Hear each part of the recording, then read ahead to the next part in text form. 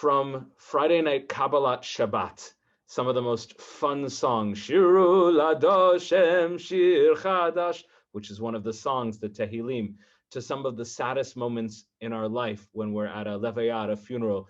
Mizmor LeDavid, Hadoshem Roi Lo Echsar, Hashem, God, who is our shepherd. And that particular psalm is also shared by other religions as well. The Psalms are so central to Jewish life, to prayer, to song, to being with us at major life cycle events. And again, not just for Judaism, but they are the basis for prayer for Christianity as well. They are so powerful. And I cannot, in a class, give a simple answer to what is so powerful about them. If you read through the well over 150 or so Tehillim, you will see very, very different prayers in them. Some of them are short, some of them are very, very long, some of them are deeply emotional, some of them almost seem like you're reading a history book. Some of them are clearly songs, some of them are more like the book of Proverbs, of Mishle, and just kind of giving advice. They cover everything. And that might be one of the reasons they're so powerful, because there is a Tehillah, there's a psalm for everything. And the word Tehillim comes from the word Hallel, to praise. But again, there's so much more to that Tehillim. So we can't cover over 150 Tehillim Psalms tonight. What we will do is we're going to look at 3 different questions. The first one that we'll spend the bulk of our time on is, who wrote them? The easy answer is, of course, David HaMelech, King David, but the answer is much more complicated than that. And what's cool is that complicated answer, we don't need to go into modern academic sources that, question the authenticity of the Torah. We're going into the Talmud, who questions, who really wrote the Tehillim and why. The second question is, what are the types of Tehillim? What are the different categories? And again, there's many ways you can break it down, but we'll kind of look at the main things. And the last one is, how can we use them today? And for the way they're used, there's more than one opinion, but just examples of how they can be used in our everyday life. One of the things that will be more difficult, and we won't really discuss it so in depth, is how they were used in ancient days, in the times of King David. And one of the reasons is we don't have they were being written as the Torah was being written. It's not like they were a piece of literature, a book that Avraham and Yitzchak and Yaakov had, and they said, oh, when I went to visit my brother and I went to Egypt, I had Tehillim with me. No, they were written as the Torah was being written. So the records of how they would have been used weren't even written yet. So we believe we know or have an idea of how some of them are written, but we don't really know. So we'll look at some hints as to perhaps how they were written. But ultimately, there's a lot of mystery around the Tehillim, and that gives it beauty, makes it exciting. But without further ado, we'll go into the first main section, which is who wrote them. And again, the classical answer is King David, and we'll see very quickly. And tomorrow I will unmute you for this first source. We're going all the way back to the Talmud about 1,500 years ago. So the Talmud has this incredible section in Bava Batra where they actually talk about all of the Torah. And I didn't even include the whole section, but who wrote it? 5 books of Moses, obviously Moses, but after that, were all the books written by the people they're named after? Not necessarily. So Tamar, bevakasha, from Talmud Bavli Bava Batra. The Baraita now considers the authors of the biblical books. And who wrote the books of the Bible? Moses wrote his own book, i.e. the Torah. And the portions of Balaam in the Torah and the book of Job. Before you go on, just a quick statement, because if you're like, wait, what does it mean, the Balaam? The story from not long ago, and the Balak and Balaam and the sorcerer, the prophet who talked to his donkey, that crazy story. The Jews had no idea that was going on. Balaam was over them on top of a mountain looking down. How could Moshe have known that? So it's very easy to claim that must have come later and became known to the editors of the Torah, and they stuck it in.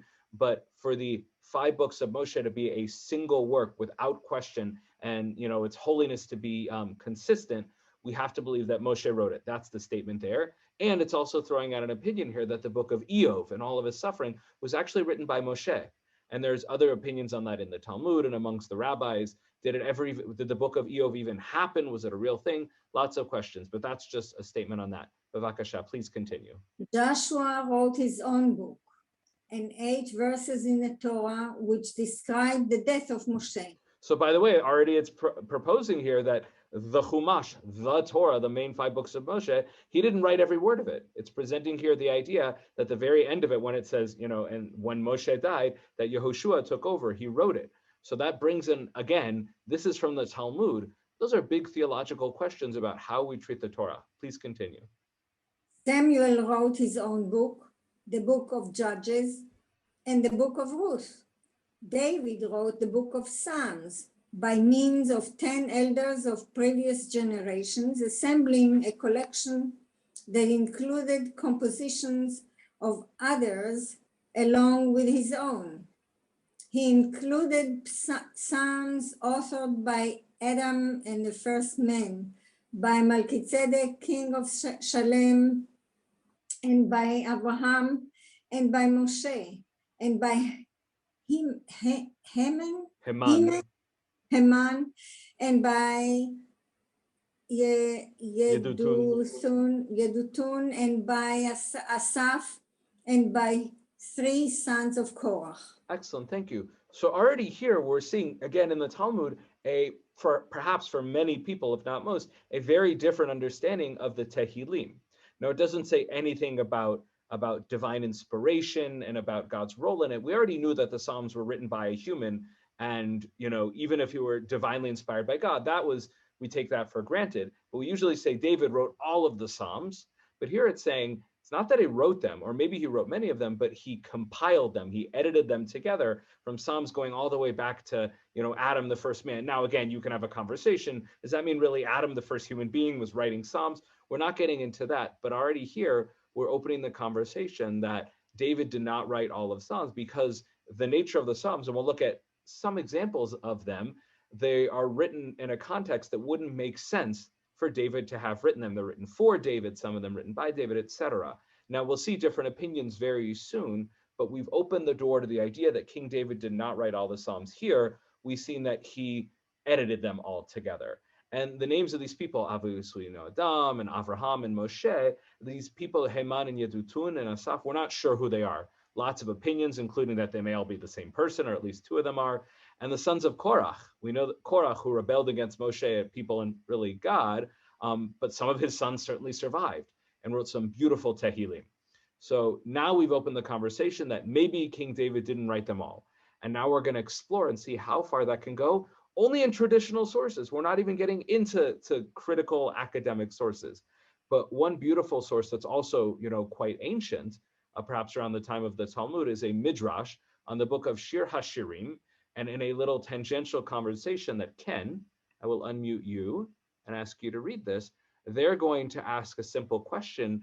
Why does everybody say they're the Psalms of King David if clearly others had a hand in it? And they bring this nice little story that doesn't necessarily add anything to the who wrote it conversation, but they're validating the idea that it wasn't just King David, and why it's okay and understandable that we say it's just King David, even if we know it's not. So please, Ken. Okay. Psalms of David. Reb Huna said in the name of Reb Aha, although 10 persons composed the book of Psalms, the only one of them to whom it is ascribed is David, king of Israel. To illustrate this, a comparison was made to a company of men who sought to sing an ode before the king. Said the king to them, "You are all good singers, you are all loyal, you are all famous, and qualified to sing an ode before me. Still, let so-and-so say it on behalf of you all, because his voice is particularly sweet." So, when the 10 righteous men sought to utter the book of Psalms, the Holy One, blessed be he, said to them, "You are all of you poetical enough, and pious enough, and famous enough to sing an ode before me. Still, let David say it on behalf of you all." Why? Because his voice is sweet. As it says, the sweet one of the songs of Israel. Rabbi Yuna explained this in the name of Rab Aha, who makes sweet Matnim, the songs of Israel, David, son of Jesse. Excellent. Thank you very much. So again, it's just that idea that it's not that there couldn't have been other authors, but why did we ascribe it to King David is because he was such a musical talent. And we see this all the time. We see, great musicians, Elvis Presley, one of the greatest rock and rollers of all time. I don't think he ever wrote a song in his life. And in fact, most of his songs, I don't even think were written for him. I can't think of any off the top of my head. They were mostly from previous generations, and then he covered them, but he did it beautifully. So when we talk about the king of rock and roll, there were many other rock and rollers who wrote the music, who did it perhaps even better. But if you want a figurehead, and I'm sure there's something about race and all those kinds of things that are important to the history, regardless, at that time in history, the person who was the best figurehead for rock and roll happened to be Elvis Presley. And by the way, I love Elvis Presley. I love his music and I love his talent, but he was standing on the shoulders of many other men, and it was decided that he would represent that genre of music. So too, King David here became the person who represented this entire kind of literature. Many men before him had written these kinds of prayers, but he's the one who became famous for putting it into one book. And if you heard him sing and play music, you would say he's the most talented person of all time. So it's just an idea of why do we say only King David? Not because he wrote it all, but because he did it best. And I think even Steve Jobs at Apple, that was an often criticism, is a lot of the products that Apple made, people had done it before, but they did it best. That was his philosophy. You don't have to invent it, you have to perfect it. That's what King David did. So any questions before we go on to the next source? Excellent. So Gloria and Leonard, I'm going to go ahead and unmute you here. Now, this next source is amazing for a number of reasons, partly because it sort of summarizes like 1,000 years, at least a couple hundred years, and brings in several other opinions about who wrote the Psalms. But a little background on this gentleman here.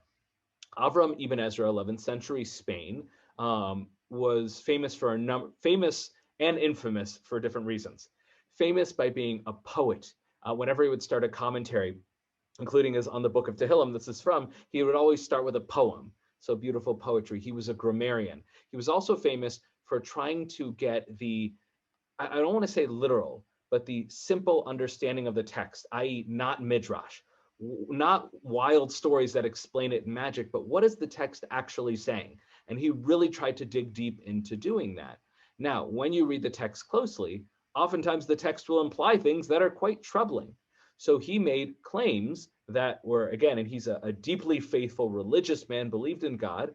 When you read the text, it looks like there's no way Moshe could have written such and such, which we saw in the Talmud, but he wrote a number of things that implied that certain sections of not that the Torah wasn't written by Moshe or given by God, but certain sections were written by other people, and then it was all put together by Moshe.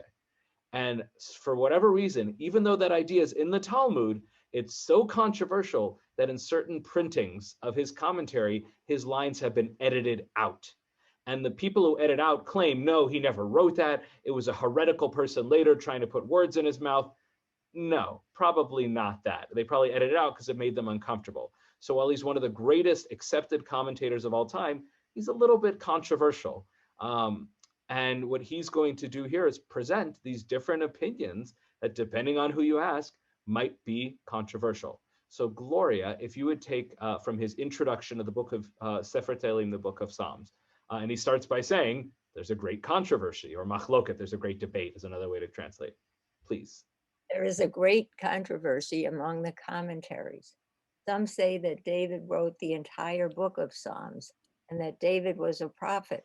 Just a quick note here is he doesn't identify all these people, but I believe that he's referring here to the 10th century rabbi Saadia Gaon, known as, Gaon is not his name, it literally means a genius, but these were the heads of the rabbinical schools in Babylon and Iraq at that time. And that Rabbi Saadia Gaon was famous for the opinion that King David wrote all of them. And by the way, before he said that, in the Talmud itself says 10 people wrote it. So Saadia Gaon is rejecting that, and he doesn't really have any proof for it, but it has become a very popular opinion that King David wrote all of them. So that's opinion one. And then he continues, please, Gloria. There are others who say that the book of Psalms does not contain any prophecies concerning the future.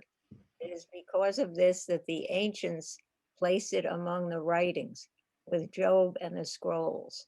The fact that we find the word Mizmor, Psalm, shir, song, and tefillah, prayer, in it proves this. They say that by the rivers of Babylon, Psalm 137, was composed by one of the poets in Babylonia. They similarly say that every psalm of the sons of Korah was composed by one of the poets of the sons of Iman who lived in Babylonia. Their words pertain to the exile.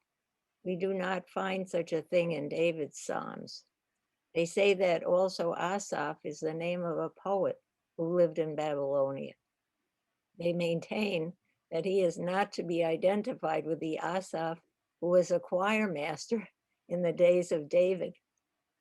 Ethan the Ezraite similarly composed a psalm when the kingdom of David was destroyed in the days of Zedekiah. So pause there for a moment. So this whole section here is bringing out basically where does all this controversy come from, which is if all of the Psalms were saying David talking about running from King Shaul or just general prayers or talking about things in the past, no problem, except as we know from the famous song, by the rivers of Babylon, where we sat down and there we wept. Well, that's when they're in exile in Babylon. King David had been dead for hundreds and hundreds and hundreds of years before that happened. How would he have written about that? And there's a few possibilities. One possibility is that he had a nevuah, a prophecy, and saw the future that would happen. That's possible. The prophets have that. Yeshayahu, Isaiah has that. Many of the prophets do talk about what is going to happen in the future. But he's saying clearly that there's an agreement that no, there's no prophetic vision for the future, which means that if you have a psalm writing about something in exile, it must have been written in exile long after David died, which means that the second opinion is that the book of Psalms was actually written over a long period of time. Some go back to Moses and the sons of Korah, who are, right after the generation of Moses. Many go back to David, but some go back to the generations after him. And he talks here about a question about these three people that the Talmud mentions, Asaph and Heman. Were they at the time of David contemporaries and worked with him? Were they right after him? And again, there's a lot of unclear, that even Ezra is saying we're not 100% sure, except it's pretty clear that some of these Psalms were written later. Now, that doesn't take away from their value and their beauty, and it doesn't take away from them being divinely inspired and God, approves of them as a kind of prayer. But to say that these were all written by David when he was in his court, it's very hard to maintain that. And we have here classical commentaries, including the Talmud itself, that propose that it was written by more than one person and potentially over a long time. Now, some could say that's dangerous thinking, because then it opens up the door to say that about other books of the Torah.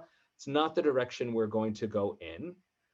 However, we have here clear rabbinic opinions that the book of Psalms, clearly it's impossible to say, or nearly impossible to say, that it was all written by King David, or at least according to opinion 2. So opinion 1, all King David. Opinion 2, written throughout time, all the way into the exile. And then even Ezra himself, at However Gloria, shares his opinion. However, my mind inclines toward the words of the ancients of blessed memory. They taught that the entire book of Psalms was written under the influence of the Holy Spirit. So he goes on after this at some length, and it's not entirely clear if he's saying that King David wrote them all. I mean, he does not claim that King David wrote them all. But I think what he claims is that it was all written within the days of King David, and the ones that are towards the future were divinely inspired to look at that way regardless. It's kind of a hybrid opinion about, certainly it wasn't just King David, nor was it written hundreds of years after. It's somewhere in between. Regardless, we have here the gamut of opinions, from simply King David that doesn't have a lot of evidence, and the book of Tehillim doesn't make that claim. That's one of the interesting things. A lot of the books of the Torah, some of them start out by saying, this book was written by so-and-so. That's why our tradition says it was written by so-and-so. Some of them don't claim that. Some of them just, they're written. And the rabbi said, well, it looks like a book that, would have been written by so-and-so, so let's just say it was. But you don't have evidence either way. So you can see rabbis, even Ezra, doing essentially academic, scholarly work to try and figure out how, when, and why it was written. But you see that he's also doing it from a place of faith, from a place of this is clearly a divine, important work. So when you walk out of this, next time somebody says King David wrote the whole Psalms, your response could be, maybe he did. And if they say, how dare you be heretical, then you respond, oh, you're claiming the Talmud is heretical? So obviously it's a very complicated, lively debate, but it's cool to see that these questions that someone with, deeply rational mind could come to the text and be like, something's not right here. The rabbis have had this for thousands of years. And in many ways that validates our ability to look at the text with a more critical eye. The difference is that for Ibn Ezra, he did it from a place of faith and a place of believing in God, not a place of rejecting the whole thing. So that's not our topic for tonight, but that's essentially a good summary of the whole conversation about who wrote the book of Psalms within the rabbinic sources. So any questions before we move on? Rifki, just unmuting you. You just have to click on your side. And I'll let you know when you're unmuted. Can't hear you yet. You just have to click unmute. Okay. Yeah, go ahead. All right. At the beginning of the square, it says, this, that the ancients placed it. Who are the ancients? That would be the early rabbis. And in fact, he's probably talking about the Anshe Knesset Hagdolah, which is the men of the Great Assembly, basically the rabbis, or not even the rabbis, before there were rabbis. These are the leaders, around the time of, really after King David, before the destruction of the temple, before rabbis came on the scene, but basically early pre-rabbis. And I can't put an exact date on it. Basically, whenever the later rabbis want to say that the earlier rabbis did something, they just refer to them with this blanket statement of, the great ancients, etc. Could be 100 years I like ago, that. could be 5,000 years ago. It gives a lot of respect, though, but it also, we're not sure exactly what happened. Excellent. So the next section here is kind of a twofer, and it'll really kind of take us to the end, which is, what are the types of Psalms? How are they used?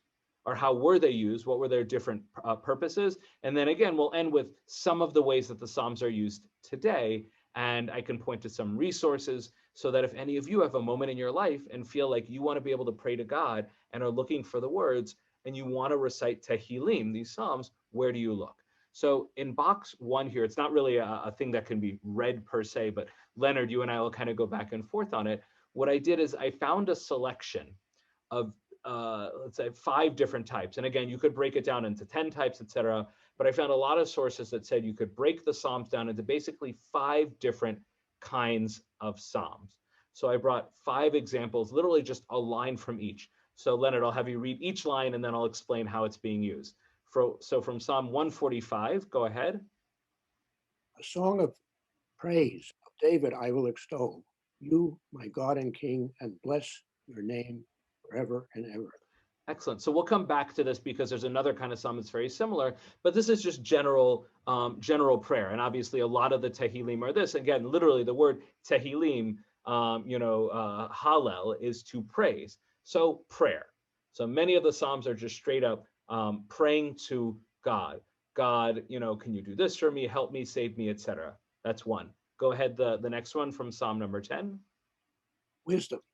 The wicked, arrogant as he is, in all his scheming, thinks he does not call to account God, does not hear.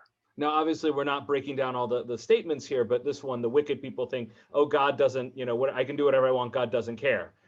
He's wrong. That's what the rest of the Tehillim say, is God very much cares and knows what he is doing. But the point here is that many of the Tehillim are not songs. Many of them are wisdom literature. And a lot of them, there's keys. You kind of know when you're getting one because many of them start with the word maskil, which is like from the word seichel, like intellect. But they're basically kind of like the book of Proverbs. They're wisdom literature. So again, it's not like there's one, like people think that the book of Psalms is just God save me and God save me and I love God. No, there's so many different kinds. So a lot of them are these wisdom literatures where you read them and they're basically just great advice on how to live your life. And what's interesting is there are entire books of the Torah that are devoted kind of to one kind of thing, like the Song of Songs is one kind of literature. The book of Mishle, of Proverbs, is one kind of literature. The book of Psalms is kind of a little bit of everything, which is really cool. So if you can own one book of the Torah, other than the 5 books of Moshe, get a book of Tehillim, which many of you probably have, like 10 copies of Tehillim. There's a reason they print them so much, because they do so much. They're fascinating to read. They give history, they give advice and prayer. So the third one, please, Leonard, from the second Psalm. Royalty. So now, O king, be prudent, accept discipline, you rulers of the earth. Thank you. So this was actually cool for me. I've read all of the Tehillim before, but I didn't really think about them in these categories. Is a number of the Tehillim are written directly to kings and queens, basically, probably mostly kings, but they're basically written specifically for royalty. Like if you ask, like, business people, what's the one book that you have on your shelf? And they say Harry Potter or whatever they say that, help them make their billions. But if you ask kings, what are the Psalms that you read to inspire you, to help you guide? They'll point to Psalms like the second one. So what's interesting is not that's in there, but it's not really written for you and me. Now we might be able to learn something from it, but it's clear that a lot of these Psalms were written for different purposes. And that we'll kind of come back to, especially in the next source, number 2. But a lot of these Psalms, they weren't all written for the same thing. It wasn't just written as a book to sit down and pray. Some of them were for that, but some of them had very different purposes. So number 4, as I said, is kind of similar to the first one, prayer from the 95th Psalm. Please, Leonard. Celebration. Come, let us sing joyously to the Lord.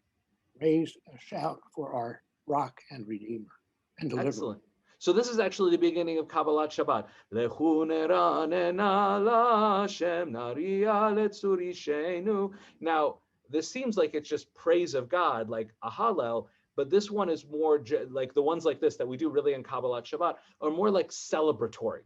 It's not like a specific heartfelt, intimate prayer. This is like partying Psalms. These are the ones that you do at like a Kabbalat Shabbat, an incredibly joyous occasion. If you're going to have a holiday at the temple, these are the ones that you would sing. So that's the difference between them and general praise of God.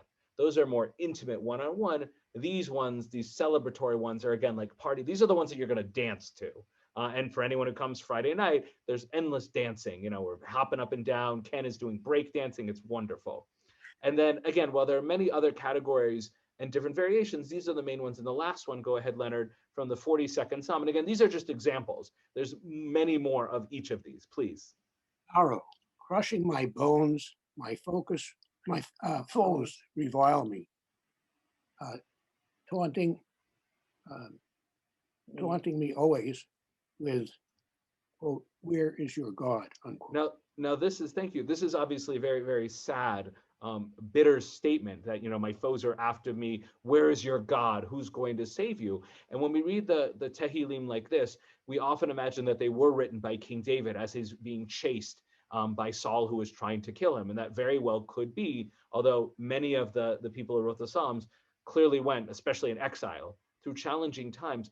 But a lot of the Tehillim fit in this category. They're not a prayer. They're not a celebration. They're not wisdom literature. They're not history either. They're literally just describing someone's struggle.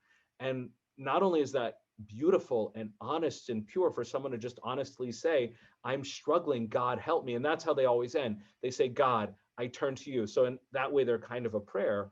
But today, when someone says, Rabbi, I'm going through an incredibly difficult time. I feel like the world is against me, and I need a prayer to help inspire me, to help validate what I'm going through. All of you now can go to the 42nd Psalm. There's many, many more that also include that, but that's a kind of Psalm describing someone's, how low they've gotten, how much pain they are in, and that only God can bring them out. And sometimes they end positively. God did bring me out. God restored me. But some of them just end in a sad place about, God, you're the only one that can save me. And again, you can imagine this narrative story that perhaps King David was writing as he went along, and then he included his Psalms in the greater book of Psalms. So again, there's so much more that we could do here. We could look at all 150 of them, but at the end of the day, this kind of captures the different types of books, really. You could have 5 or 6 books of the Torah. One of them could be Psalms, prayer. One of them could be a brand new wisdom book, literally like a book of Proverbs. One of them could be the book of, advice to the kings. You have so many different books captured in the Psalms, which is why they're so beautiful to study and dig into. But probably the most popular understanding of the Psalms will come up in the next source. But before we go on, any questions up until now? Excellent. So Tamar, I'm going to go ahead and unmute you again. Again, this is not quite reading through, but it's still nice to engage. So one of the most popular understandings of the Tehillim is that they were sung in the Beit HaMikdash, in the temple, as part of the service. Now, again, because they were written, as the temple was built or as it was being active, again, it wasn't a book that existed when they built the Beit HaMikdash. They were being written as or edited together in the times of King David and the Beit HaMikdash. So there's not a clear record of how and when they were used. There are hints at it, other places that might refer to them, but there's not a clear thing that says, this is exactly how this text was used. However, there's a lot of hints in the text that we'll see here that many of the Tehillim were clearly sung in a formal choir thing. Anyone here who's ever performed music before has a general understanding of it. When you see a sheet of music, there are words, usually in Italian, that say, sing it fast, sing it loud, piano, pianissimo, sing it allegro, sing it fast, slow, all of these different things, these directions for how they're meant to be sung. Now, they don't necessarily say when they're meant to be sung. If you're singing Old Man River, obviously it's part of a musical, but a lot of sheet music doesn't say this is meant to be sung in a service at a funeral. Sometimes they do, a dirge, etc., like that. But a lot of them just say how they're meant to be sung. But the important fact there is that they were sung, and there were clear directions that these were sung in a choral setting with instruments. And it makes a lot of sense to say that where would there have been a whole choir with instruments? In the Beit HaMikdash, because there are other texts in the book of Kings and the prophets that says there was song. The Levites, not the main priests, but the Levites, their assistants, were indeed singing songs with instruments in the temple. What songs were they singing? Probably the Tehillim. So you don't have direct evidence, but you have indirect. So here we'll look at a couple examples of it. So Tamar, this first one, you can actually read the Hebrew because it's just as helpful to us as the English here. So go ahead, Tamar. You want Hebrew or English? Bevakasha, because that's all I'm focusing on. I'm going to go back to the Hebrew anyways. Okay. רננו צדיקים באדוני, לישרים נבע תהילה. So the key word here, and this is why I'm focusing on the Hebrew, even for those who don't read, rananu, for my sister's name, Rena, sing. So it's literally, it's musical directions that this is clearly meant to be sung. But we're going to see in the next couple lines, we're going to get even more specific. So Tamar, go ahead, the next one. למנצח בנגינות מזמור לדוד. So for the Mizmor here leader is with the instrumental music, a psalm for David.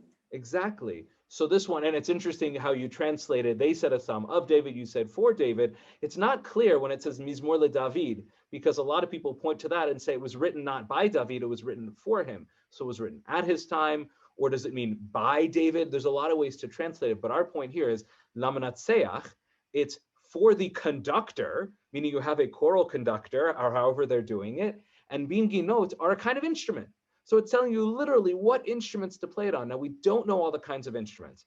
Some of the ancient rabbis, Rashi, Sadia Gaon, etc., they guess at what the instruments might have been or what the directions might have been. Regardless, it is so clear here that this is for a chorus, for a band to perform its directions for them. We have just two more here. It's just really cool to see them, please. And this next one is really cool because I would never have picked up on this without having read the different commentaries. Please, Tamar.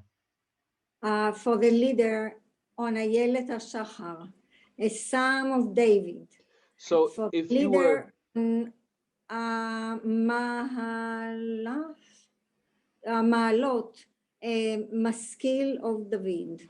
Excellent, thank you. So going back to 22:1, Ayelet HaShachar, if you were translating that just literally, how might you translate it, Tamar?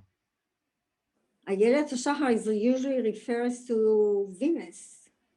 So it's usually some sort of, some sort of constellation in the sky, Shachar, Shacharit, the morning, etc., like that.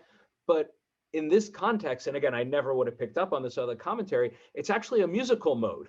So when you're learning music, you learn songs that are, pop songs or songs that are classical music or jazz music, etc.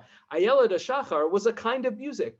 Oh, what kind of music are you going to play in the club tonight? Oh, I'm going to play some Ayelet HaShachar music. Now, we don't know exactly what it is, although one thing I didn't include, and maybe after the class I'll do it, is one of the assumptions is we have no idea what any of this music sounds like today, but there's a lot of evidence that there's actually a Christian hymnal, a version of one of the Psalms, where the music of it probably is very similar and might actually be very close to the original music that would go back all the way to the Beit HaMikdash, at least 1,500, 2,000 years, which is really cool. Today it's changed a lot, and it's a Gregorian chant, which is one of the oldest forms of recorded music, but it's clear that the mode, meaning the way it sounds, the type of music, went all the way back to ancient times. And then the last one you read there, Tamar, about these machalat, which is, I think, a kind of drum or a cymbal. But again, it's cool. You learn about the instruments they were using, the fact that they had a conductor, that they had different types of music. Again, is it a dance song? Is it a serious, somber song?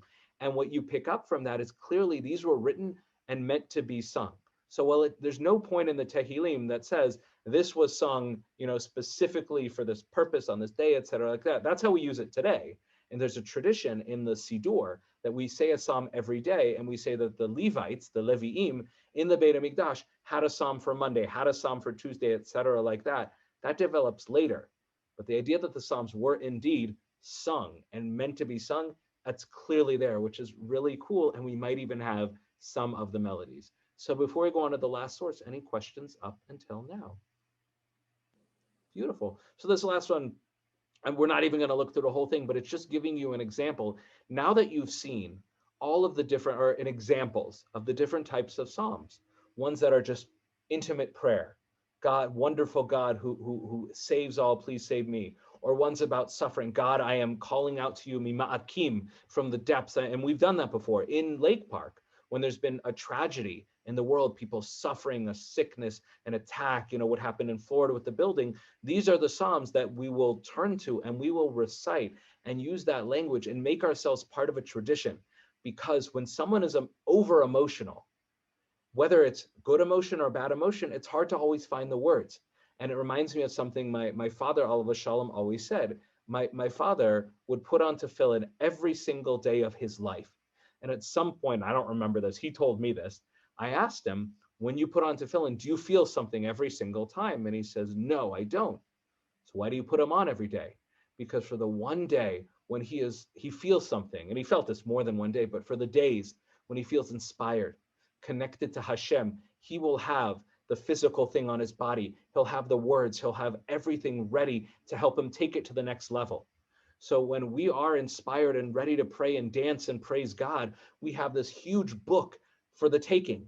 If you're writing in Sfat in the 17th century, you want to create a new service on Friday night, and that's when Kabbalat Shabbat was written, 17th century in Sfat, and you want to create a new service to praise for God, where do you look to? Do you write it from scratch? No, you look to the Psalms, and you find beautiful Psalms that perfectly capture what you're trying to do. And that's the key takeaway here. Everything we feel, every moment of our life, from a bris to a wedding, to a funeral, to a day of deep depression, to a day of great joy and celebration, every moment can be captured with one of the Psalms. And whether they were written, edited, or just attributed to King David, they are part of our tradition. They were written by many incredible people who are inspired at different moments in their life, and that's why they can speak to all of us at different moments in our life. And again, you see here, there are dozens for someone who is sick, for visiting a grave, for when Jews or Israel is in danger, when one needs help at work. There's all purpose ones that just in general, whatever you need. And I was going to mention that in our Siddurim, in the Art Scroll, the Koran, and probably many other Siddurim, there's usually a page in the back that lists specifically which Tehillim, which Psalms you can use for different occasions and what pages to find them on. And many books of Tehillim, printed ones, often have that too. And my father, again, Alav Shalom, he had Tehillim that he would say for a few people in his life. He would say for his father, he would say for some of his friends that were sick. And the way he decided is, if his father was 100 at the time, my grandfather lived to be, I think, 103, when he was 100, my father would say the 101st Psalm, so that he should live to be 101. If he had a friend that was 58, he would say the 59th Psalm. So there's so many different things you can do with the Tehillim. And if you go to visit Israel, which if you haven't, or you're not from there, and you go back, there are people who literally sit on buses and they just read books of Tehillim. They just read them because everything is in there. You just have to look for it. You can find your voice, your inspiration. It's all in there.